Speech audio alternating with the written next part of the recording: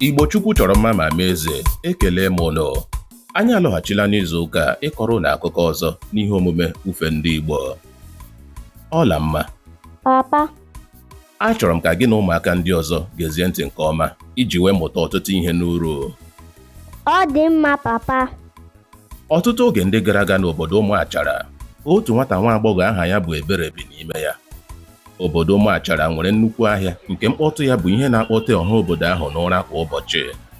Ebere na nna ya bi n'otu nnukwu ụlọ, gụnyere nwunye nna ya na ụmụnne ya nwaanyị abụọ nwunye nna ya mụtara. Ebere bụ naanị nwanne ya mụtara, mana nne ya dara ọrịa ọtụtụ afọ ndị gara aga wee nwụọ.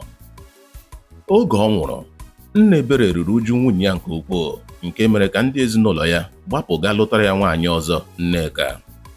Ụlọ ahụ bụ nke eji isi ọma erimeri na olu ike ịba mba Nneka wee mara nke ọma, n'ihi na ọ bụ Ebere na-esi erimeri ahụ oge niile na-enweghị enyemaka sitere n'aka ụmụnne ya nwaanyị abụọ nke Nneka mụtara.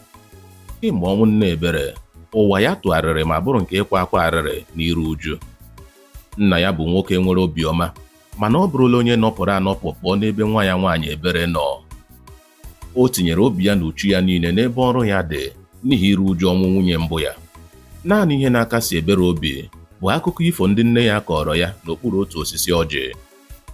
Kwa ụbọchị ọbụla Nneka gawara irepụ ngwa ahịa ya, Ebere ga-eji obere ohere ahụ gbapụ nọdụ ala n'okpuru osisi ọjị ahụ ma bee akwa. O bechaa akwa, o hichaa anya ya abụọ ma lọghachi n'ụlọ malite ịga ozi ndị dị n'ụlọ. Naanị Ebere na-aza ime ụlọ, zaa mbara ezi ha, gaa chute mmiri, gaa chọta nkụ ma sie nri ụtụtụ, nke ehihie na nke abalị. Ụmụnne ya abụọ ndị ọzọ ga-anọ na-ehisa ụra ma dọrọ otu ebe dịka ha na-eru mgbede. Oge ụfọdụ afọ gafechara, Ebere na ụmụnne ya nwaanyị abụọ ndị ahụ wee topụta agbọghọ nke ọma. Ndị di malitere ịbịa n'ụlọ nna ya na-achọ aka Ebere dịka nwunye, ma Nneka anabataghị onye ọbụla n'ime ha n'ihi na ọ chọrọ ka ụmụ nke ya bụ ụzọ lụọ di. Ọchịchọ obi ya mechara bịa na mmezu. Ụmụ ya ndị nwaanyị abụọ ahụ lụrụ di.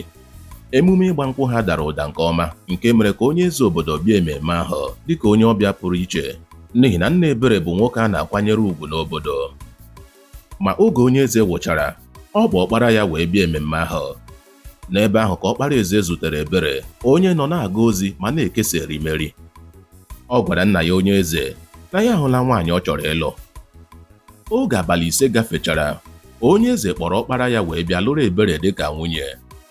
Obi tọrọ nna Ebere ụtọ n'ihi na ọgọ ya nwoke bụ eze obodo ha, mana nwunye ya Nneka enweghị mgbasapụ ihu n'ihi obi ilu na ụmụ ya nwaanyị abụọ alụghị ọkpara eze.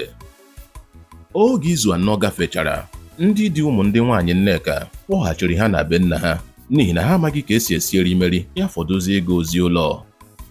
Ihere ekweghị Nneka gaa ahịa ọtụtụ ụbọchị n'ihi ka ndị obodo jiri kpọrọ ụmụ ya abụọ n'ọnụ.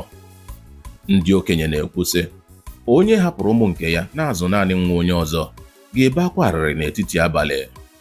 Nke ahụ bụ eziokwu, papa.